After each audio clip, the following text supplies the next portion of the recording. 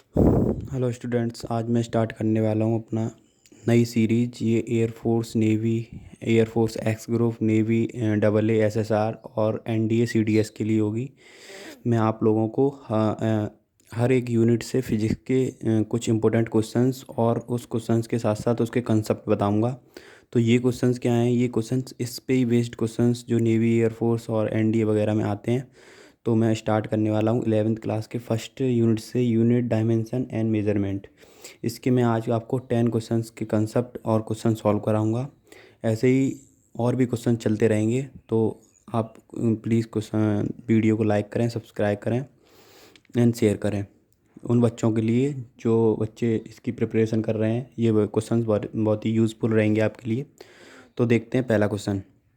तो इन क्वेश्चनों के साथ साथ मैं आपको कंसेप्ट भी बताऊंगा कि कौन से कंसेप्ट से कैसे इजीली हम डायमेंशंस को बिना याद किए हुए हम कैसे सॉल्व करेंगे। तो देखते हैं पहले क्वेश्चन को। तो पहला क्वेश्चन बोल रहा है unit of Planck constant. Planck constant क्या होता है? एच होता है प्लांक कांस्टेंट। एच सिंबल से रिप्रेजेंट करते हैं। तो इसका फॉर्मूले में आता है E equal to H mu. ये आपने फॉर्मूला सुना होगा। इसमें ये यहाँ पर ई है एनर्जी, ये है प्लांक कांस्टेंट और ये है फ्रीक्वेंसी। आप फ्रिक्वेंसी के बारे में जानते हो। फ्रिक्वेंसी इक्वल टू फ्रिक्वेंसी के बहुत सारे सिंबल होते हैं, ऐसे भी एन से भी रिप्रेजेंट करते हैं। 1 अपॉन टाइम पीरियड के बराबर होता है। तो फ्रिक्वेंसी की यूनिट होती है सेकंड इनवर्स। ठीक है। तो अगर मैं बात करूँ फ्रीक्वेंसी की सेकंड इनवर्स हो जाएगी। ऐसी मैं बात करूँ एनर्जी, एनर्जी का डायमेंशन क्या होता है या एनर्जी की यूनिट होती है जूल।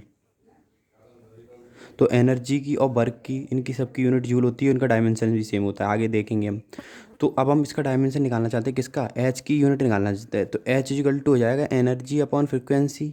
एनर्जी की यूनिट हो गई जूल और फ्रिक्वेंसी की होगी 1 अपॉन टाइम पीरियड सेकेंड।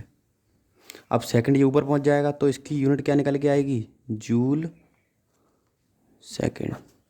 तो ये जूल सेकेंड कौन सा है? डी वाला। मेरा डी वाला और राइट ऑप्शन करेक्ट हो जाएगा। ठीक है।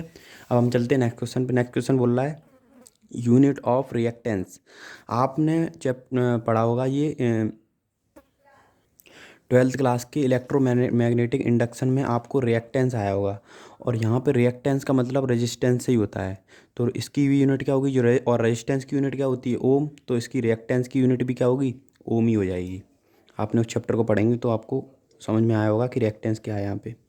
अब आगे चलते हैं डायमेंशन ऑफ पोटेंशियल एनर्जी। मैं आपको बता चुका हूँ जितनी भी एनर्जी होती हैं, एनर्जी लिखी होनी चाहिए। डेंसिटी वेंसिटी से कुछ और नहीं हो जाए, जैसे energy per unit volume, energy density ऐसे हो जाता है तो डायमेंशन चेंज है। सिर्फ एनर्जी या फिर वर्क या टॉर्क, इनके सबके डायमेंशन सबके सेम होते हैं और सबके डायमेंशन होते हैं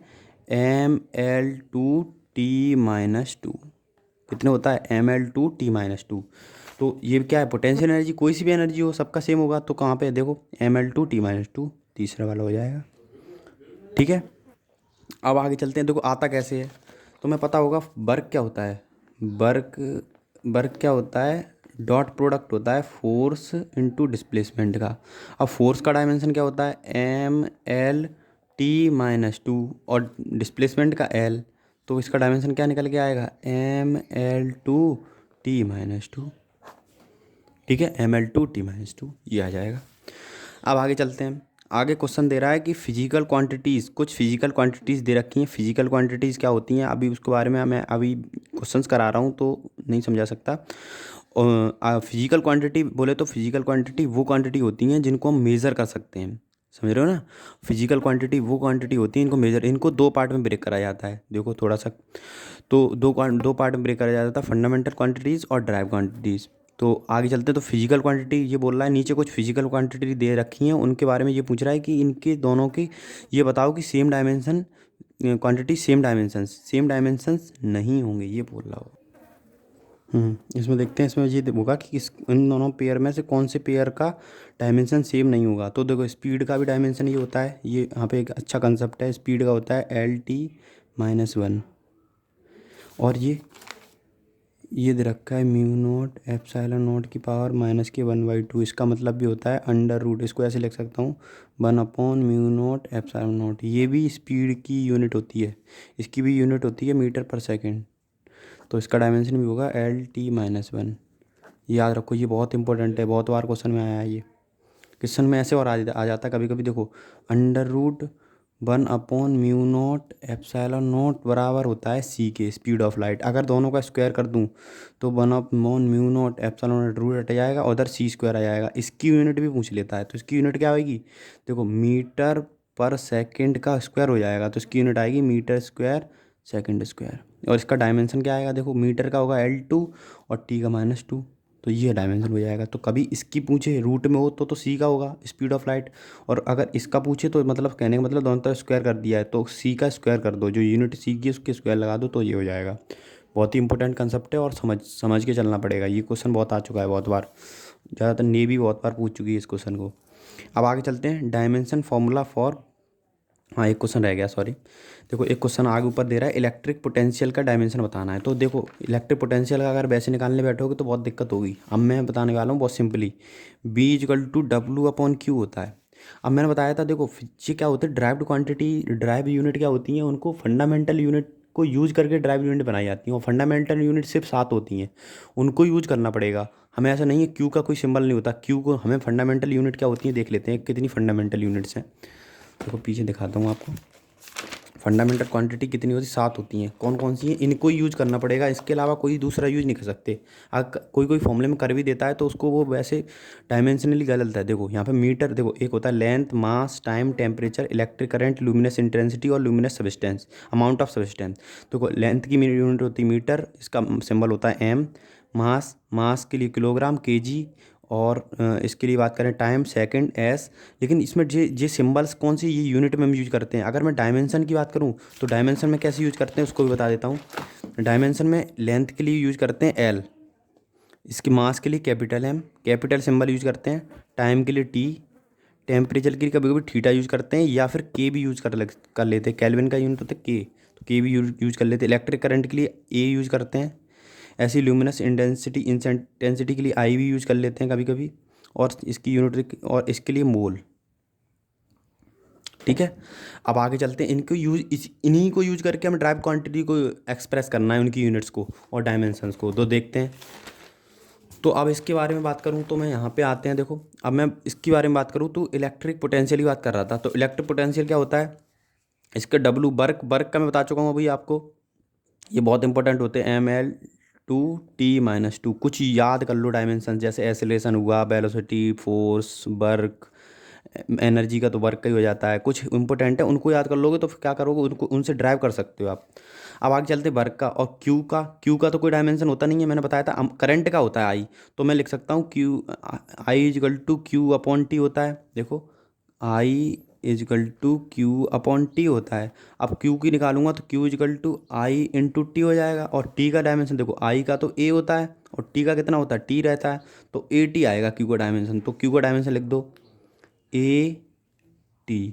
अब इसको सॉल्व कर लो, तो B = देखो ऊपर, देखो यहाँ पे M तो M रहेगा, M का M रहेगा। देखो, T ऊपर जाएगा तो T, देखो L का L तो L2 ही रहेगा। T ऊपर जाएगा माइनस का हो जाएगा तो T-3, और A ऊपर जाएगा तो A-1। तो इस फॉर्म में आंसर आ रहा होगा। देखो, लेकिन इनने और सिंपली कर रखा है। इनने क्या करा है? क्यू को यूज कर दिया है। वैसे डायमेंशनली ऐसा होता नहीं है, लेकिन इनने क्यू को यूज कर दिया है। तो इनने क्या करा है? देखो, इनका तरीका बताता हूँ। इन्होंने क्या करा है, B = W/Q करा है और W का डायमेंशन लिख दिया है ML/T-2, और क्यू को क्यू ही रहने दिया है इनने। लेकिन ऐसा होता नहीं है, क्यू एक ड्राइव क्वांटिटी है। अब इसको क्या करो, ऊपर ले चलो, तो ML/T-2 Q-1 देख लो। तो ML/T-2 Q-1, ये मेरा आंसर हो जाएगा। और ये भी आंसर हो सकता है। देखो, दो तरीके से ये भी आंसर है, ये भी आंसर है, ये भी सही है और ये भी सही है। ठीक है, अगर ऐसा क्वेश्चन पूछ रहा है तो ऐसा भी आ सकता है, ये भी आ सकता है। तो मैं समझाया है कि इस फॉर्मूले को याद कर लो। फॉर्मूले याद होंगे तो तुम्हें अपने आप डायमेंशन आते रहे। याद करने की कोई जरूरत नहीं, रटो मत। रटते हैं बच्चे, वो पेपर में भूल जाते हैं और दिक्कत, कन्फ्यूजन बहुत होती है। और जो कंसेप्ट को पकड़ के चलेगा ना, वो कभी भी बच्चा वहाँ पे अटकेगा नहीं, और एकदम कॉन्फिडेंस आएगा वहाँ पे पेपर में। अब आगे चलते हैं, अगला क्वेश्चन पे चलते हैं। तो यहाँ पे मैंने बताया था, हाँ, तो यहाँ बता रहे थे कौन सी क्वांटिटी का। तो इसमें टॉर्क और वर्क का भी सेम होता है। मोमेंटम और प्लांक कांस्टेंट का इसका अलग होता है। तो देखो, प्लांक कांस्टेंट का मैं निकाल चुका हूँ, अभी निकाला था मैंने, ये आया था। इसका देखो डायमेंशन क्या आएगा, जूल मतलब कि वर्क, mL2T-2 और टाइम का कितना होगा T, तो कितना आएगा इसका mL2T-1, ये आ गया प्लांक कांस्टेंट H का। अगर मोमेंटम की बात करूँ, मोमेंटम का होता है P=mv, तो मास का हो गया m और वेलोसिटी का क्या हो गया L T-1। तो इसको पूरा सॉल्व करोगे तो mL T-1, ये हो गया P का मोमेंटम का और ये हो गया H का। तो देखो ये हो गया डायमेंशन। यहाँ पे देख रहे हो, यहाँ पे L2 आ रहा है, यहाँ L1 आ रहा है, तो ये दोनों सेम नहीं है, मतलब कि ये दो क्वांटिटी ऐसी हैं इनका डायमेंशन सेम नहीं है। देखो स्ट्रेस और यंग मॉडुलस का भी सेम होता है। अब आगे चलते dimension formula for Boltzmann constant. Boltzmann constant होता है कि, तो इसका फॉर्मूला देख लेते हैं पहले कि क्या इसका फॉर्मूला होता है। इक्वेशन होती है, आपने पढ़ा होगा, गैस इक्वेशन होती पढ़ा होगा आपने, थर्मोडायनेमिक्स में पढ़ा होगा। P=K T, P=K T मतलब यहाँ पे देखो, अब के क्या डायमेंशन निकालना है, तो पी क्या होता है, देखो पी ध्यान आपको पता हो तो पी ये क्या होता है, वर्क डन होता है। आपने थर्मोडायनेमिक्स में पढ़ा होगा, P/B, pressure into volume work done के बराबर होता है। देखो इसका फॉर्मूला प्रेशर का क्या होता है, प्रेशर की बात करूँ तो फोर्स अपॉन एरिया और वॉल्यूम अब देखो यूनिट निकाल लो, इसकी होगी न्यूटन, इसकी होगी metre cube upon metre square. Metre square से एक मीटर स्क्वायर, तो न्यूटन इंटू मीटर काय की यूनिट होती है, वर्क की। तो यहाँ पे बात करोगे तो ये वर्क की यूनिट होती है। तो प्रेशर इंटू वॉल्यूम तो एकदम किसका डायमेंशन होता है, वर्क का। और नहीं भी आता तो कोई बात नहीं, मैं सिंपली कर रहा था प्रेशर का फोर्स, प्रेशर को लिख सकता हूँ force upon area into volume is equal to K/T। इसका डायमेंशन फोर्स का पता है mL T-1 होता है, वो -2 होता है। वॉल्यूम का L³ होगा और एरिया का L² होगा, ठीक है।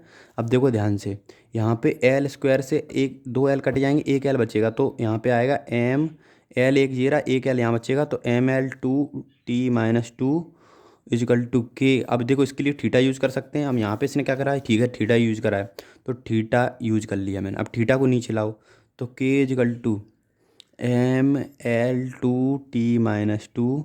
मैं तो आप लोगों के लिए करके दिखा रहा हूँ, वरना मुझे आप जब प्रैक्टिस करोगे ना तो इतना सॉल्व करने की जरूरत नहीं, अपने आप ही देख के समझ में आ जाता है, ये होगा। अब थीटा को ऊपर जाएगा तो माइनस पावर हो जाएगी, तो mL2T-2 θ-1। तो मेरा क्वेश्चन हो गया, इसका आंसर आएगा ये mL2T-2 θ-1, ठीक है।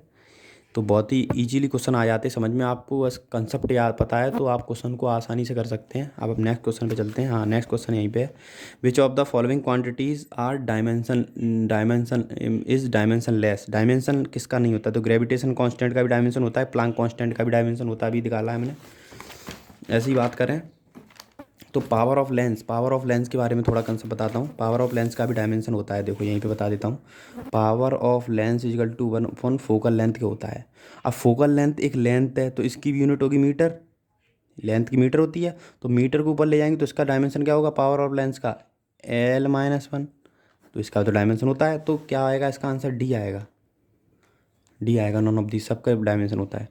Dimension of pressure is equal to, pressure का dimension of pressure is equal to, इनमें से किसके बराबर होगा प्रेशर का, तो प्रेशर इज इक्वल टू होता है फोर्स अपॉन एरिया, ठीक है।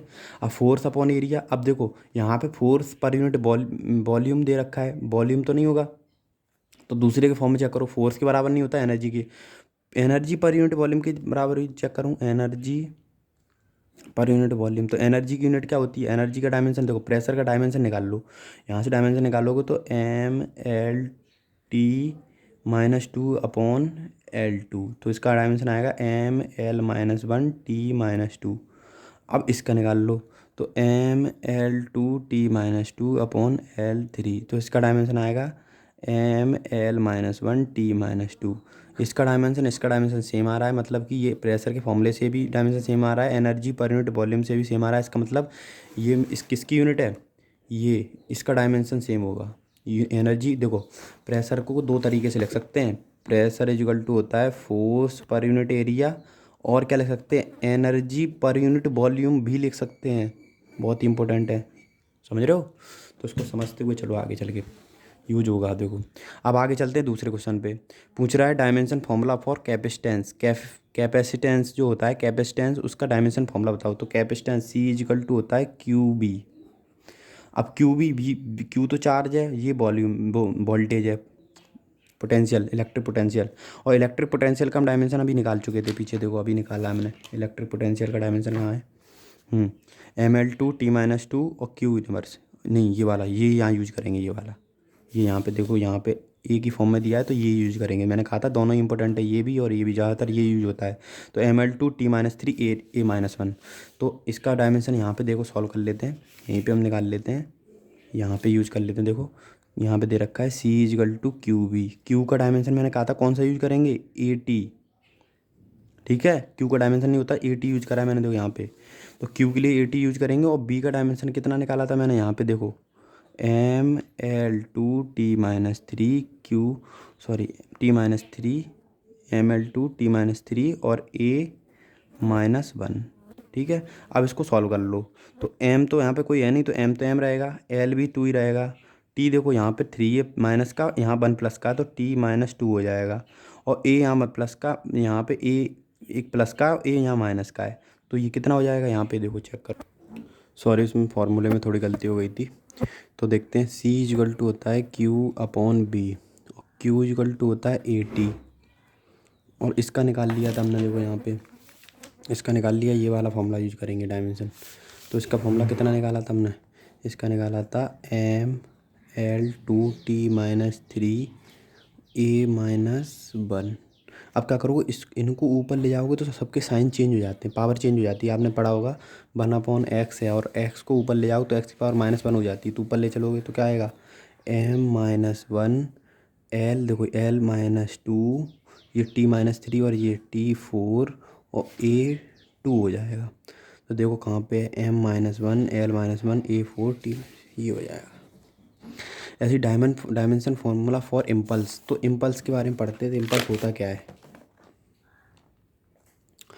इम्पल्स होता है I=F×Δt। शॉर्ट पीरियड टाइम के लिए फोर्स लगता है, शॉर्ट पीरियड टाइम के लिए फोर्स लगता है, उसे हम क्या कह देते हैं? इम्पल्स कह देते हैं, कि इम्पल्स लग रहा है। अब फोर्स का क्या होता है? MLT-2 और ये हो जाता है T।